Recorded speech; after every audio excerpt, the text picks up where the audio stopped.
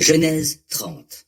Lorsque Rachel vit qu'elle ne donnait pas d'enfant à Jacob, elle devint jalouse de sa sœur, et elle dit à son mari, « Donne-moi des enfants, sinon j'en mourrai. » Jacob se fâcha contre elle et dit, « Est-ce que je suis à la place de Dieu, lui qui t'empêche d'avoir des enfants ?»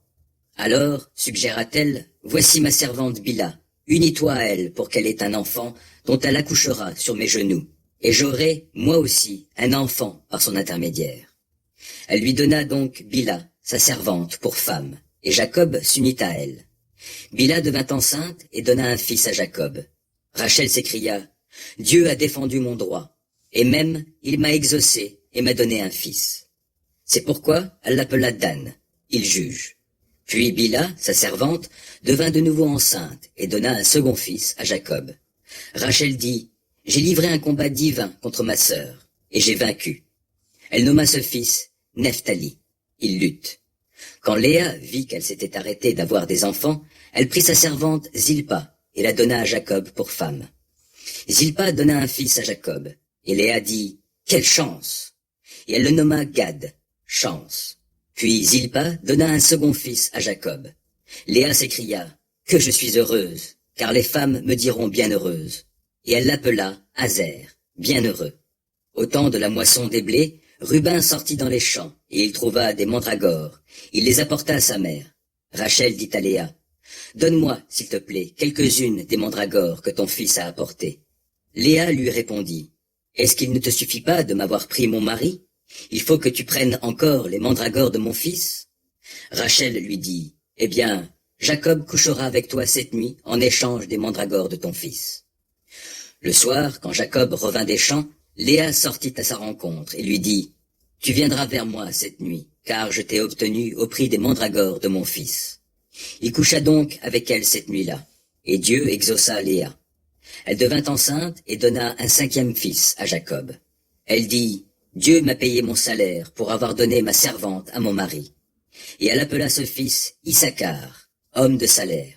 Elle fut de nouveau enceinte et donna un sixième fils à Jacob. « Dieu m'a accordé un riche présent, s'écria-t-elle. Désormais mon mari m'honorera, puisque je lui ai donné 6 fils. » Et elle appela cet enfant Zabulon, honneur. Plus tard, elle eut une fille, qu'elle nomma Dina.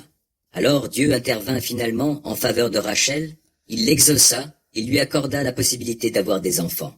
Elle devint enceinte et donna naissance à un fils, en disant, « Dieu a enlevé ma honte. » Elle le nomma Joseph. Il ajoute, en priant, « Que l'Éternel m'ajoute un autre fils. » Après la naissance de Joseph, Jacob dit à Laban, « Laisse-moi retourner chez moi, dans mon pays.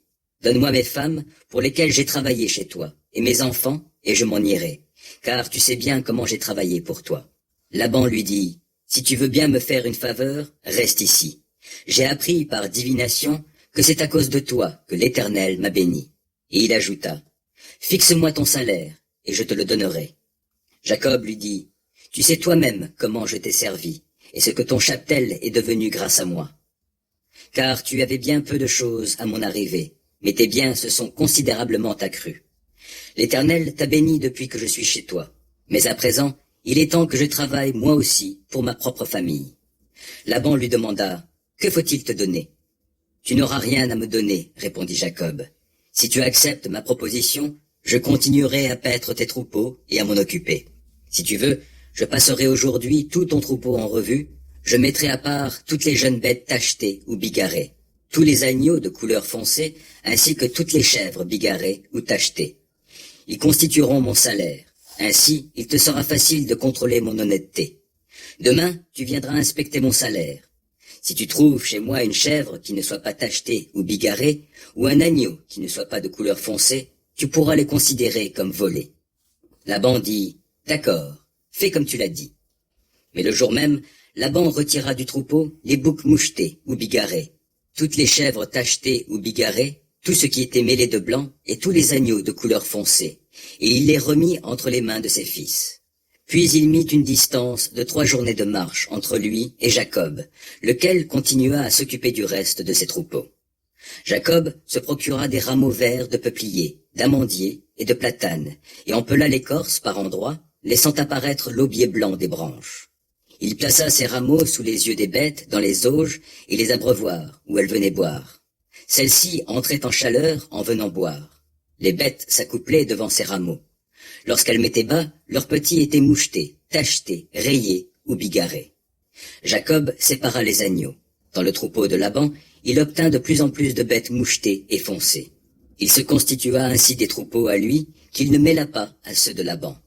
Chaque fois que des bêtes vigoureuses s'accouplaient, Jacob plaçait les rameaux sous leurs yeux, dans les auges, pour qu'elles s'accouplent devant les rameaux. Quand les brebis étaient chétives, il ne les mettait pas. Ainsi les bêtes chétives revenaient à Laban et les robustes à Jacob. De cette manière, ce dernier s'enrichit considérablement. Il posséda de nombreux troupeaux, des servantes et des serviteurs, des chameaux et des ânes.